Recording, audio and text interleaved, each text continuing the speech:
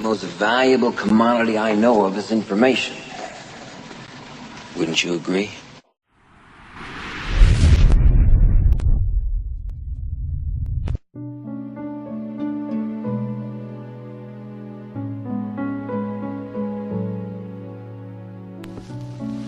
This is Earl Nightingale. The purpose of this recording is to tell you about and try to condense one of the most amazing books ever written, Think and Grow Rich by Napoleon Hill. Without question, this single book has had a greater influence on the lives, accomplishments, and fortunes of more individuals than any other work of its kind. All over the free world, there are literally thousands of successful men in all lines of work who are where they are today because they once picked up and bought a copy of Think and Grow Rich, and they'll be quick to tell you so. I first discovered this remarkable book in the fall of 1949. It was of enormous help to me. It helped me decide once and for all how I was to accomplish my goal. It unified my thinking and gave me a straight, clear road to the point I had decided to reach. One of my closest friends found the book several years ago and stayed home for 3 days reading and digesting its material, and he then went on to reach the top in his industry.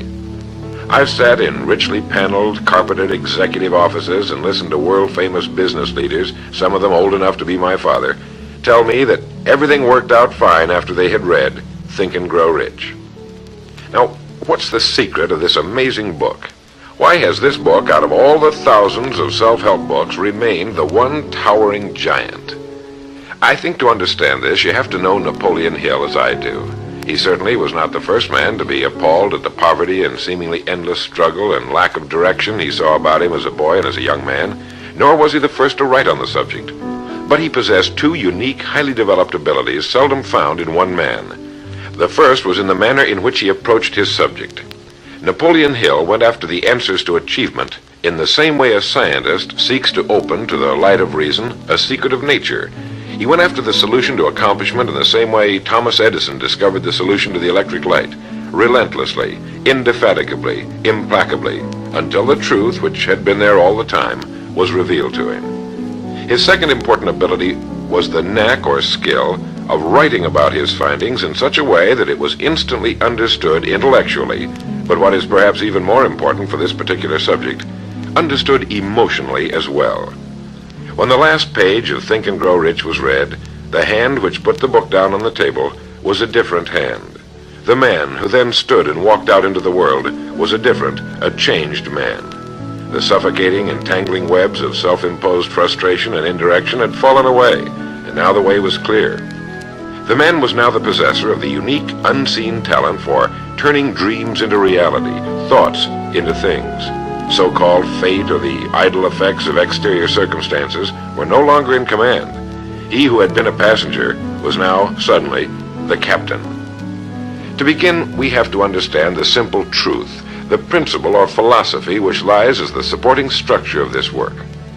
Unless whatever it is you build is based on truth, you will end with the entire structure fallen and scattered about you like the armor of Homer's ancient warriors. It simply cannot stand. It cannot withstand the test of time. The reason Think and Grow Rich has withstood the test of time is because it rests on the broad, clean foundation upon which may also be found every accomplishment of man. The clear, unchallengeable fact that everything begins with an idea. A philosophy based on the fact that riches of every kind begin with the state of mind, that one may start with nothing but thoughts, ideas, and organized plans. Thoughts are things, incredibly powerful things, when mixed with definiteness of purpose, persistence, and a burning desire for their translation into material objects or riches, riches being whatever it is you happen to want. Wise men have been saying this for centuries, and just recently Charles A. Cerami wrote, "The truth is that the human mind is as real an organism as any muscle in the body, but far greater in potential power, and like muscle fiber, it can be strengthened to lead on to unimagined conquests." So this, then, is the truth on which Think and Grow Rich is based. If you know what you want, and if you want it strongly enough to muster the kind of persistence that simply cannot be stopped, you will most certainly achieve it. By controlling your mind, you can control your destiny here on earth. With this as our foundation, let's talk about Napoleon Hill's famous 13 proven steps to riches as found in his book Think and Grow Rich, remembering, of course, that riches are whatever it is you happen to want. And right here, let me make two important points. The first is that whenever you listen to this record, have a notebook handy and make notes as we go along. The second is that this record was produced for your own personal use, to go with you on your own exciting journey. To play this record for a group will prove to be of only temporary help. Make sure you have your own personal copy to play again and again, particularly at those times when you may feel yourself getting off the track. And now, Napoleon Hill's famous 13 principles. You will notice that we have separated each principle by banding them on the record. In this way, you're given quick access to any particular principle to which you may wish to return for reference. The first principle, desire. Here is the starting point for all achievement, the first step toward riches. But it's right here that we so often run into a stumbling block. A person will say, I know what I desire, but can I get it? We'll get into this business of doubt later, but once and for all, let's clear up this point. This point of whether or not you can accomplish that which you desire with all your heart. I think it was best expressed by Emerson, who wrote, "There is nothing capricious in nature, and the implanting of a desire indicates that its gratification is in the constitution of the creature that feels it." In other words, you would not have the desire unless you were capable of its achievement. Each of us has a built-in governor, and our desires are modified by our abilities and leanings. Whatever it is that you desire with all your heart, understand once and for all that it can and should be yours. In Think and Grow Rich, Napoleon Hill cites example after example of why your burning desire is nothing more than an accurate picture of what you will one day become. So right here, firmly establish in your mind that which you desire more than anything else. For, as Helvetius put it, by annihilating the desires, you annihilate the mind. Every man without passions has within him no principle of action, nor motive to act.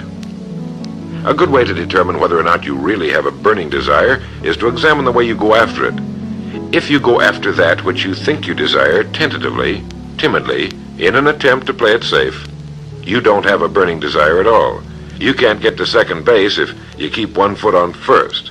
But if you're willing to burn your bridges behind you and say once and for all, this is it, this is what I will do, and I will never retreat, I'll never go back, then you have the sort of desire that can only end in success. It takes that kind of resolve to be able to keep picking yourself up after the falls you're bound to take. The only people who don't make mistakes are those who never try anything. The timid feeders in the lagoon who never venture into the broad deep sea beyond. While these principles will work for anything you may want, a more harmonious home life, a more successful career, for our example, let's say your desire happens to be more money, to better care for your family and provide for your future years, to get your share of the prosperity that lies ahead. Napoleon Hill gives us 6 definite, practical steps to follow. 1. Fix in your mind the exact amount of money you desire. It is not sufficient merely to say, I want plenty of money. Be definite as to the amount. There's a psychological reason for definiteness, which will be described in a subsequent principle. Number 2, determine exactly what you intend to give in return for the money you desire. There's no such reality as something for nothing. 3, establish a definite date when you intend to possess the money you desire. And 4, create a definite plan for carrying out your desire and begin at once, whether you're ready or not, to put this plan into action. 5, write out a clear, concise statement of the amount of money you intend to acquire, name the time limit for its acquisition, state what you intend to give in return for the money, and describe clearly the plan through which you intend to accumulate it. 6, read your written statement aloud twice daily, once just before retiring at night, and once after arising in the morning. As you read, see and feel and believe yourself already in possession of the money, or whatever your goal happens to be. It's important that you follow these instructions to the letter. Play this part of the record over until you have it down to your satisfaction, for this is by far the most important of the 13 principles, and this chapter of the book ends with these words. Through some strange and powerful principle of mental chemistry, which she has never divulged, nature wraps up in the impulse of strong desire that something which recognizes no such word as impossible and accepts no such reality as failure. The second principle is faith.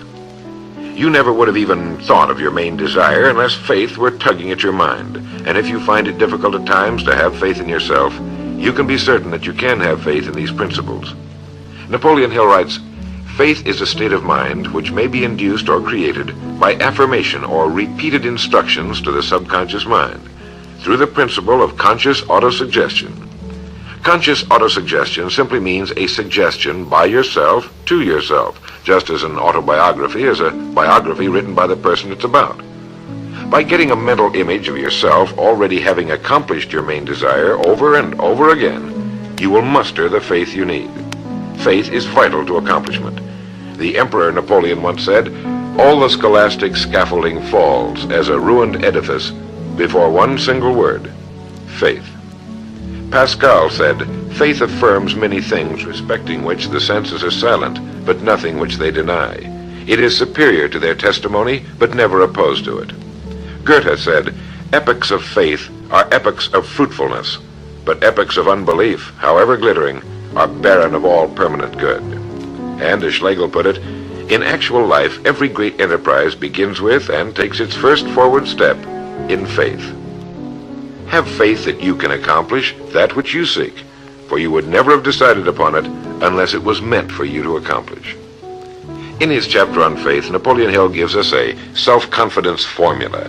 First, I know that I have the ability to achieve the object of my definite purpose in life, therefore I demand of myself persistent, continuous action toward its attainment, and I here and now promise to render such action. Second, I realize the dominant thoughts of my mind will eventually reproduce themselves in outward physical action and gradually transform themselves into physical reality.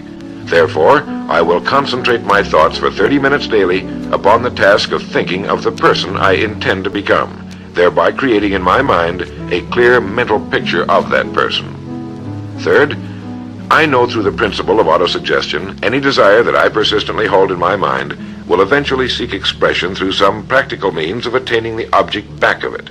Therefore, I will devote 10 minutes daily to demanding of myself the development of self-confidence. Fourth, I have clearly written down a description of my definite chief aim in life, and I will never stop trying until I have developed sufficient self-confidence for its attainment. Fifth, I fully realize that no wealth or position can long endure unless built upon truth and justice. Therefore, I will engage in no transaction which does not benefit all whom it affects. I will succeed by attracting to myself the forces I wish to use and the cooperation of other people. I will induce others to serve me because of my willingness to serve others.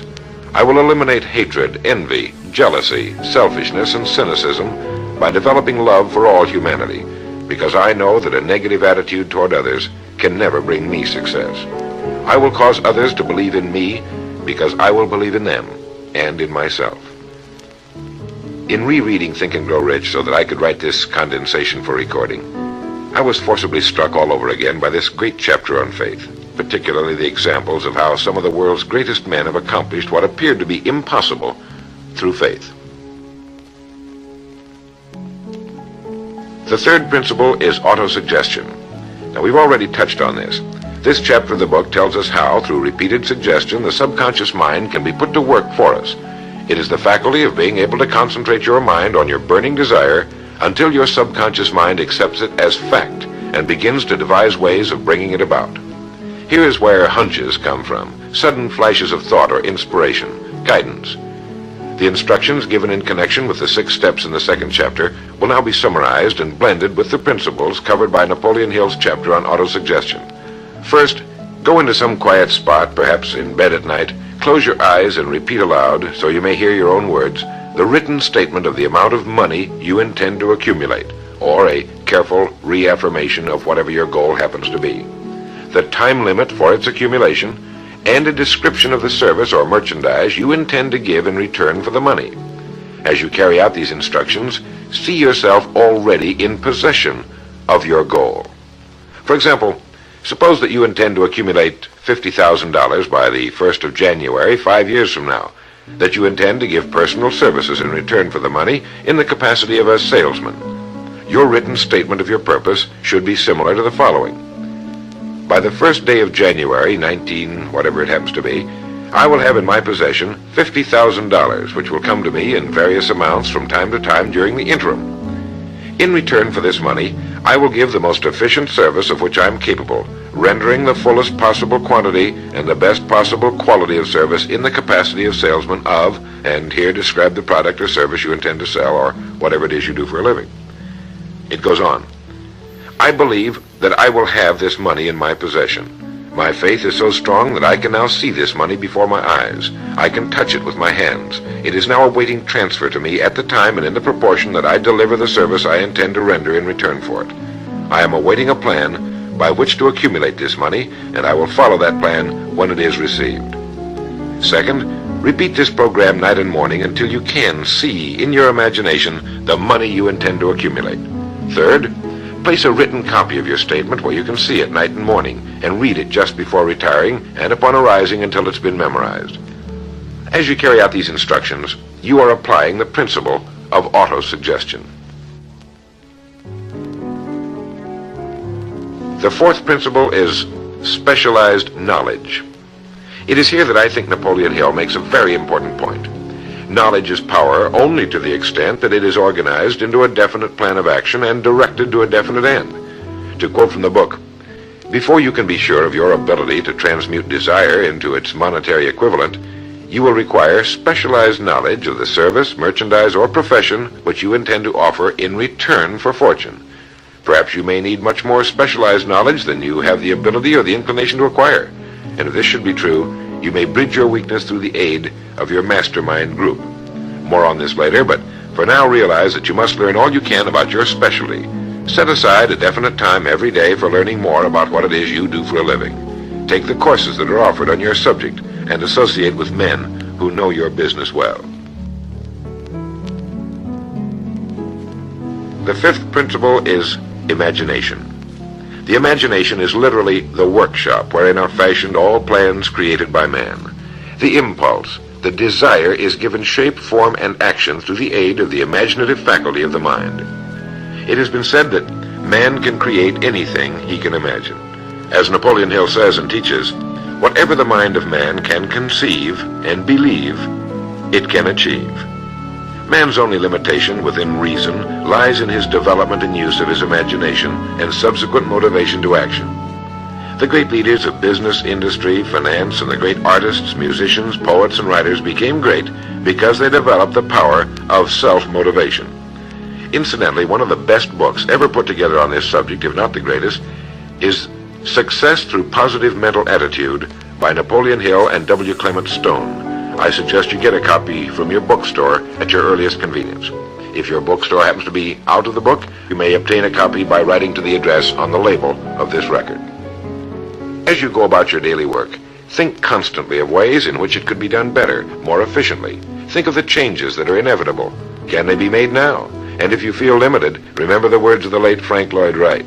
He said, "The human race built most nobly when limitations were greatest, and therefore when most was required of imagination in order to build it all. Limitations seem to have always been the best friends of architecture." As you build your future from this point onward, don't concern yourself with limitations, but remember that they may be your best friends, since they require imagination if we're to rise above them. And as Beecher said, the soul without imagination is what an observatory would be without a telescope. Now, if you'll turn this record over, we'll get to the sixth principle. The sixth principle is organized planning. You have decided on your desire, your goal. Now let's organize the plan for its accomplishment right on schedule. Let me quote again from Think and Grow Rich.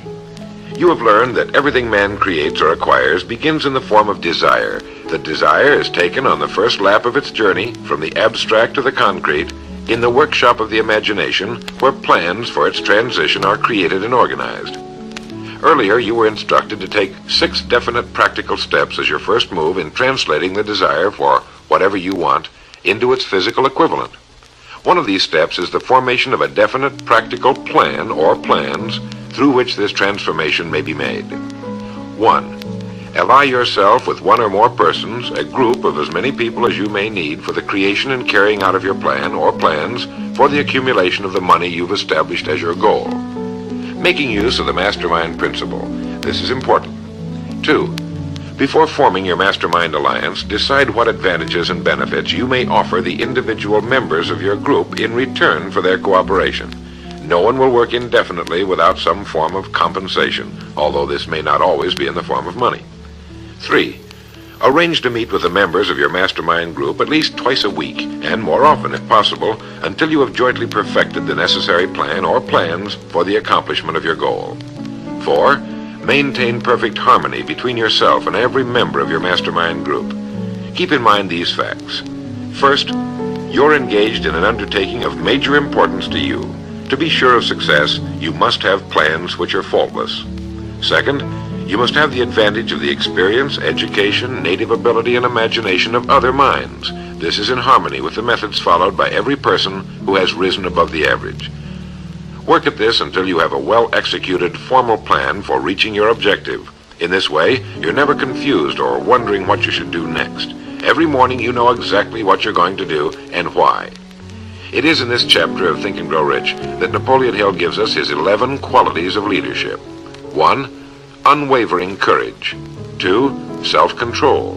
3. A keen sense of justice. 4. Definiteness of decision. 5. Definiteness of plans. 6. The habit of doing more than paid for.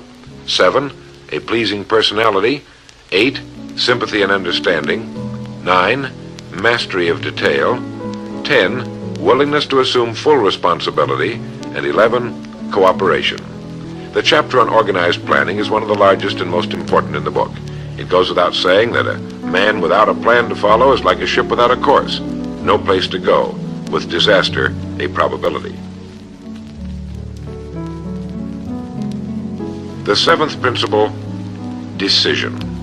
The mastery of procrastination. To quote, accurate analysis of over 25,000 men and women who had experienced failure disclosed the fact that lack of decision was near the head of the list of the 30 major causes of failure. This is no mere statement of a theory, it is a fact. Procrastination, the opposite of decision, is a common enemy which every man must conquer. Analysis of several hundred people who had accumulated fortunes well beyond the $1 million mark disclosed the fact that every one of them had the habit of reaching decisions promptly and of changing these decisions slowly if and when they were changed. People who fail to accumulate money without exception have the habit of reaching decisions, if at all, very slowly and of changing these decisions quickly and often. A definite objective makes reaching prompt decisions that much easier. Napoleon Hill gives many examples, one of which is the case of Henry Ford. One of Henry Ford's most outstanding qualities was his habit of reaching decisions quickly and definitely and changing them slowly. This quality was so pronounced in the late Mr. Ford that it earned for him the reputation of being obstinate. It was this quality which prompted Mr. Ford to continue to manufacture his famous Model T, the world's ugliest but for the time most practical car, when all of his advisors and many of the purchasers of the car were urging him to change it. Perhaps he delayed too long in making the change, but the other side of the story is that his firmness of decision yielded a huge fortune before the change in model became necessary, and the company is certainly none the worse for it today. When you make up your mind, stay with it. The majority of people who fail to make the grade are generally easily influenced by the opinions of others, easily swayed. They permit the newspapers and the gossiping neighbors to do their thinking for them. Opinions are the cheapest commodities on earth. Keep your own counsel when you begin to put into practice the principles we're describing here. By reaching your own decisions and following them, take no one into your confidence except the members of your mastermind group, and be very careful in your selection of this group, that you choose only those who will be in complete sympathy and harmony with your purpose. Close friends and relatives, while not meaning to do so, often handicap one through opinions and sometimes through ridicule. Thousands of men and women carry inferiority complexes with them all through life because some well-meaning but ignorant person destroyed their confidence through opinions or ridicule. If a decision is worth anything at all, it's worth sticking to until it's been completely worked. The eighth principle, persistence. Napoleon Hill defines persistence as the power of will. Willpower and desire, when properly combined, make an irresistible pair. Persistence to an individual is what carbon is to steel. In uncounted thousands of cases, persistence has stood as the difference between success and failure. It is this quality more than any other that keeps the majority from great accomplishment. They'll try a thing, but as soon as the going gets tough, they fold. Experience with thousands of people has proved that lack of persistence is a weakness common to the majority of men. It is a weakness which may be overcome by effort. If you're to accomplish the desire you've set for yourself, you must form the habit of persistence. Things will get dark. It will seem as though there's no longer any reason to continue. Everything in you will tell you to give up, to quit trying. And it's right here that the men are separated from the boys. It's right here that if you'll go that extra mile and keep going, that the skies will clear, and you'll begin to see the first signs of the abundance that is to be yours because you had the courage to persist. With persistence will come success. Persistence is a state of mind. Therefore, it can be cultivated. Like all states of mind, persistence is based upon definite causes, among them these. 1, definiteness of purpose, knowing what you want. 2, desire. 3, self-reliance. 4, definiteness of plans. 5, accurate knowledge, knowing that your plan is sound. 6, cooperation. Sympathy, understanding, and harmonious cooperation with others tend to develop persistence. 7, willpower. 8, habit. Persistence is the direct result of habit. The 9th principle, power of the mastermind. It is in this section that Napoleon Hill describes the importance of forming a group of individuals sympathetic to your desire. They may be individuals with similar plans. A mastermind group can be made up of 2 or more individuals. No 2 minds ever come together without thereby creating a third invisible, intangible force, which may be likened to a third mind. You may have noticed many times that by discussing something with another individual, you suddenly get good ideas as a result of this association. Ideas you would not have gotten without this association. The same thing happens to the other person. A lot of good ideas have been born in individual minds as a result of having met in committee. Associating with your mastermind group is not meant as a means of letting others do your thinking for you. Far from it. It is to stimulate your own thinking through the association with other minds. No one knows everything. The more sympathetic minds you get together, and by sympathetic I mean working for a common purpose, the more related information is going to be available, and great ideas are a combination of related information. So pick the member or members of your mastermind group with care. Make sure they're people you respect and who are hard-working and conscientious. You'll have a lot of fun, and you'll all reach your goals just that much sooner. The 10th principle could be called enthusiasm. That is, the enthusiasm that comes from the channeling of all bodily drives into positive, worthwhile outlets. It is in this chapter that Napoleon Hill describes the importance of the woman, the one and only woman, in the achievement of a worthwhile goal. It seemed quite significant to Mr. Hill that practically every great leader was a man whose achievements were largely inspired by a woman. When things get tough, and you can count on it, they will, you may be deserted by what you thought were friends. But if you've got a good woman, you'll never be alone. She'll be willing to start over again if necessary, and she'll give you the new enthusiasm that comes through her faith in you. Having someone to love is having someone to share your success and accomplishments, to give you the praise that all of us need from time to time. A man can become successful without a wife and family, but all the real joy is taken out of it. Take care of your wife and children as your greatest possessions. The 11th principle has to do with the subconscious mind. The subconscious mind consists of a field of consciousness in which every impulse of thought that reaches the objective mind through any of the 5 senses is classified and recorded, and from which thoughts may be recalled or withdrawn as letters may be taken from a filing cabinet. It receives and files sense impressions or thoughts, regardless of their nature. You may voluntarily plant in your subconscious mind any plan, thought, or purpose which you desire to translate into its physical or monetary equivalent. The subconscious acts first on the dominating desires which have been mixed with emotional feeling, such as faith. Your subconscious mind works night and day. Through a method of procedure unknown to man, the subconscious mind draws upon the forces of infinite intelligence for the power with which it voluntarily transmutes one's desires into their physical equivalent, making use always of the most practical media by which this end may be accomplished. You cannot entirely control your subconscious mind, but you can voluntarily hand over to it any plan, desire, or purpose which you wish transformed into concrete form. No one knows very much about what we call the subconscious or unconscious mind. We do know that it is incalculably powerful and can solve our problems if we go about using it the right way. And the best way is to hold in your conscious mind as often as possible a clear picture of yourself already having accomplished your goal. You know what you want, define it clearly, and then project it on the motion picture screen of your mind. Hold it. See yourself doing the things and having the things you'll have when your objective will have been reached. Do this as often as possible as you go about your daily work, and particularly at night, just before you go to sleep, and the first thing upon arising. As you do this, your subconscious will begin to lead you in the most logical ways toward your objective. Don't fight it. Follow your sudden hunches, the ideas that come into your mind, knowing that it's your subconscious trying to get through to your conscious mind.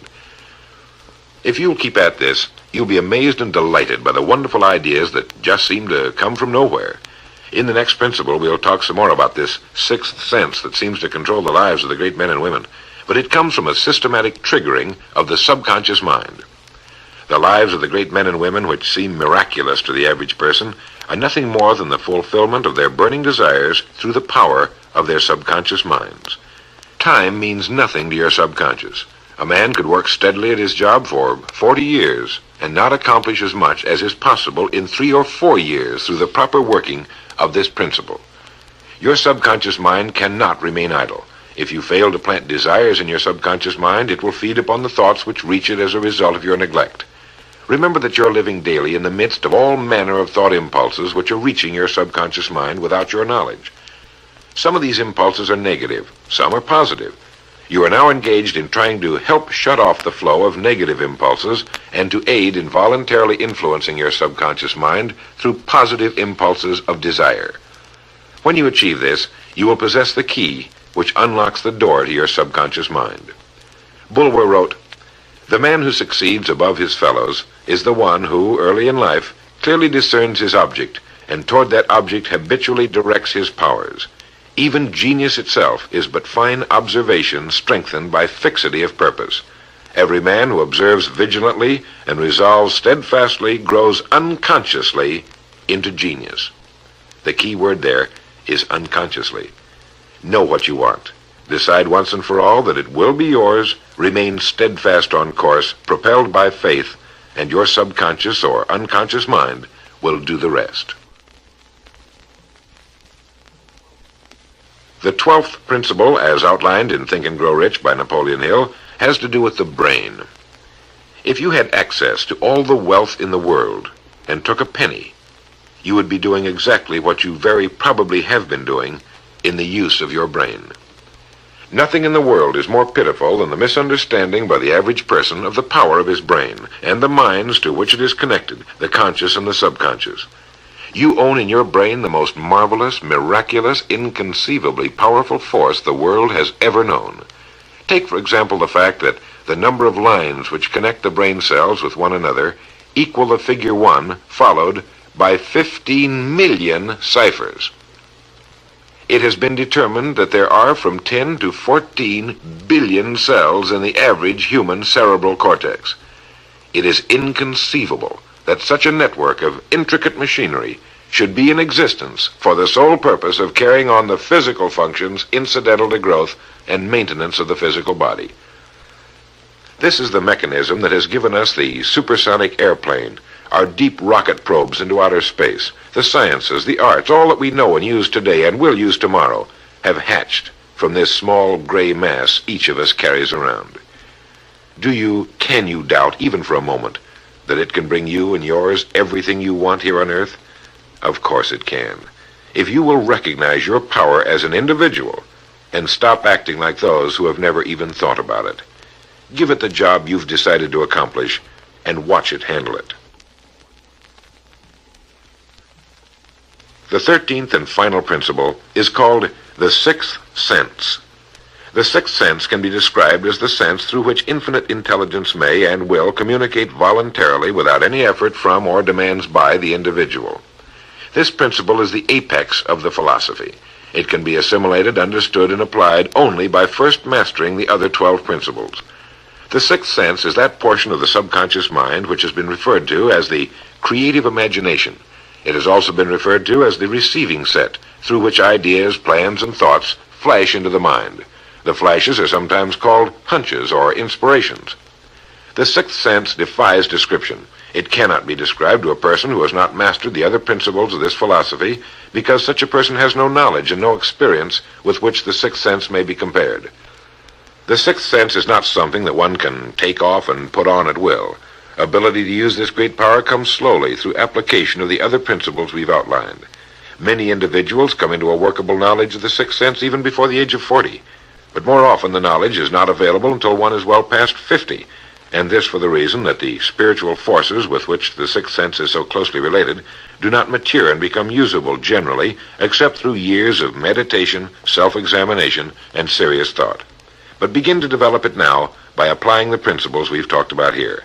Remember this: man can create nothing which he does not first conceive in the form of an impulse of thought. Man's thought impulses begin immediately to translate themselves into their physical equivalent, whether those thoughts are voluntary or involuntary. Keep fear out of your mind by concentrating on the mental picture of your goal, your greatest desire. Now, I want to mention that Think and Grow Rich as a book carries more endorsements by great men who knew of its truth than any other book of its kind ever written. I'll touch on only a few. All of these great men actually endorsed Napoleon Hill's principles. Former President of the United States William Howard Taft. F.W. Woolworth wrote that he had built his great chain of stores by applying many of these principles. Robert Dollar, who built the great Dollar steamship line, wrote, "If I had had this philosophy 50 years ago, I suppose I could have accomplished all that I've done in less than half the time. I sincerely hope the world will discover and reward you." Samuel Gompers wrote that the mastery of these principles is the equivalent of an insurance policy against failure. President Woodrow Wilson. John Wanamaker, the merchant prince, wrote, "I know that your fundamentals are sound because I've been applying them in my business for more than 30 years. George Eastman, the world's largest maker of cameras, Thomas Edison, Luther Burbank, Theodore Roosevelt, E.M. Statler, John D. Rockefeller. I think you know that the endorsements of these great men could not have been bought with all the money in the world. What we have been talking about here can change your life, can bring you anything and everything worthwhile you want in life for yourself and your family. Cut yourself away from the average, from the mediocre, and chart your course on the dream in your heart. These 13 principles will never let you down, as long as you use them. And now, it is with great pleasure that I give you the author himself, Napoleon Hill. Thank you, Earl Nightingale.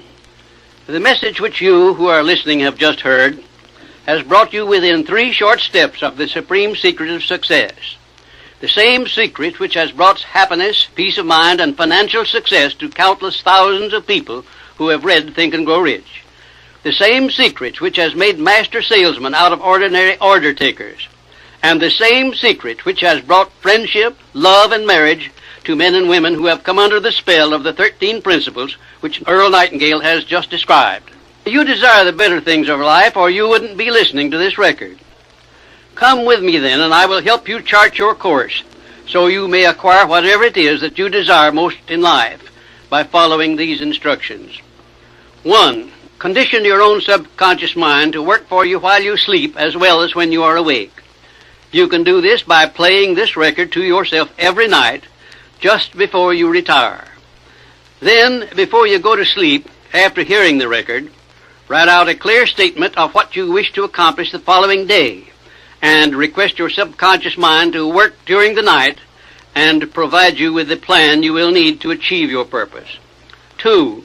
Form a personal mastermind group of 2 or more people who are closely associated with you. They can be members of your family, your business, or your professional associates, or people who work where you are employed, and play this record in their presence at least once a week. After you have done this, engage in a friendly roundtable discussion of the 13 success principles, and request each person in the group to participate and to look for inspirational ideas which may help him or her to become more successful. 3, beginning now, follow the habit of rendering more service and better service than that which is expected of you, and do it in a pleasing, positive mental attitude. This will make friends for you, it will increase the value of your services, and it will attract opportunities by which you may get from life whatever it is that you most desire.